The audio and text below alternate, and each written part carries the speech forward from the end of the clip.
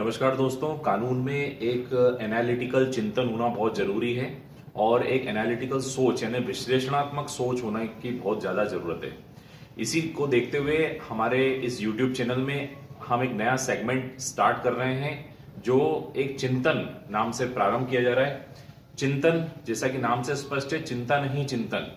आज जितना भी हम शोध देखते हैं, जितना भी रिसर्च देखते हैं, आज जितनी भी मानव जाति की प्रगति देखते हैं, वो कहीं ना कहीं उसका जो पीछे मूल होता है वो चिंतन होता है।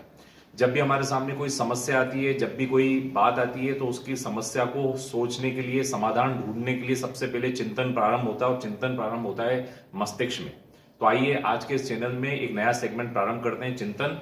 जैसा कि हम समझते हैं कि प्रत्येक व्यक्ति का जो जीवन है it is full of problems, यानी हर व्यक्ति के जीवन में समस्याएं होती है और जब व्यक्ति के सामने समस्या आती है तो चिंतन प्रारंभ होता है, चिंतन मस्तिष्क में प्रारंभ होता है। तो चिंतन का तात्पर्य होता है हल अथवा हल ढूंढने का या समाधान ढूंढने का प्रयत्न करना, इसी को चिंतन कहा जाता है। तो चिंतन एक विश्लेषणात्मक सोच है जिसमें पता लगाया जा सकता है कि यह समस्या क्यों आई है और इसके पीछे के कारण क्या है। अब ये अलग अलग प्रकार का चिंतन हो सकता है। इसको फिलॉसफी भी कहा जाता है, इसको दर्शन शास्त्र भी कहा जा सकता है। कुल मिला के चिंतन का मतलब होता है वास्तविकता का पता लगाना। तो प्रत्येक व्यक्ति में एक चिंतन यानी एनालिटिकल होना चाहिए और इस एनालिटिकल को ग्रूम करने की दिशा में आज से हम लोग एक विषय रखेंगे और उस विषय के मूल तक जाने की कोशिश करेंगे।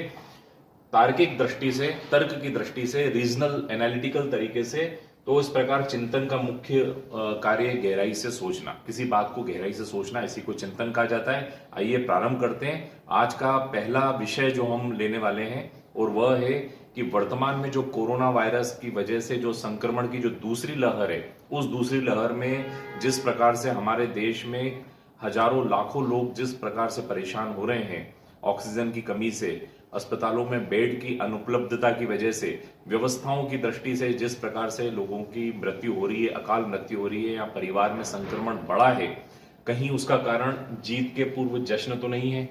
आइए इसी बात को लेकर आज चिंतन करते हैं।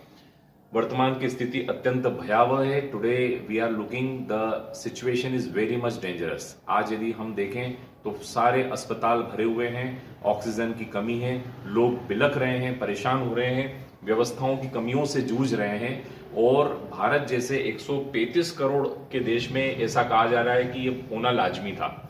जब प्रथम लहर आई थी तभी ऐसा अनुमान लगाया जा रहा था कि 50 करोड़ लोग संक्रमित होंगे और करीब 10-20 लाख लोगों की मृत्यु हो जाएगी। लेकिन उस समय जिस प्रकार से लॉकडाउन ठोस तरीके से लगाया गया और सभी लोगों ने बहुत ही सावधानी बरती थी, उससे हम लोगों ने पहली लहर पर बहुत आसानी से कंट्रोल कर लिया।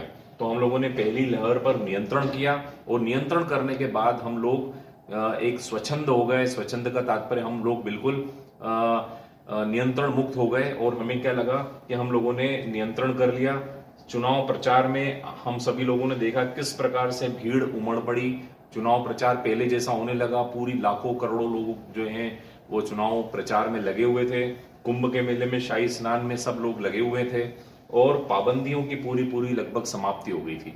और इस पहली लहर के बाद जब हम लोगों ने इस प्रकार की एक्टिविटीज की और तो ऐसा लग रहा था जैसे तो हमने कोविड को हरा दिया है, यानी ये संदेश जाने लगा कि कोविड संक्रमण समाप्त हो गया है और कोविड पूरा समाप्त हो गया और हम लोगों ने कोविड पर जीत कर ली है। और यही संदेश हम विश्व में भी अनेक देशों को देने लगे और विश्व में भी अपनी जो वैक्सीन थी वो एक्सपोर्ट करने लगे कि ये हमने तो कोरोना पे कंट्रोल कर लिया है, आप लोग भी कंट्रोल करिए। इस प्रकार से हम लोग जीत के पूर्व ही जश्न में डूब गए। आज वो जो समय था, उस समय पे हमने इंफ्रास्ट्रक्चर पे ध्यान नहीं दिया, ऑक्सीजन बढ़ाने पे ध्यान नहीं दिया, हॉस्पिटल बेड बढ़ाने पे ध्यान नहीं दिया, वैक्सीनेशन में जिस तेजी से वैक्सीनेशन करना था उस पर ध्यान नहीं दिया। तो कहीं ऐसा तो नहीं जो आज हम इतनी परेशानियां झेल रहे हैं उसका कारण जीत के पूर्व जश्न क्यों ना हो।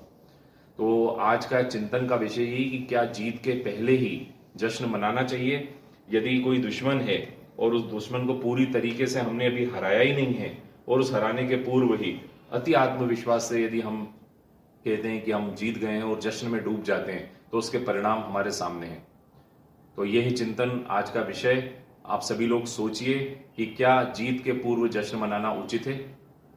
Thank you for watching this video. Kindly subscribe law easy.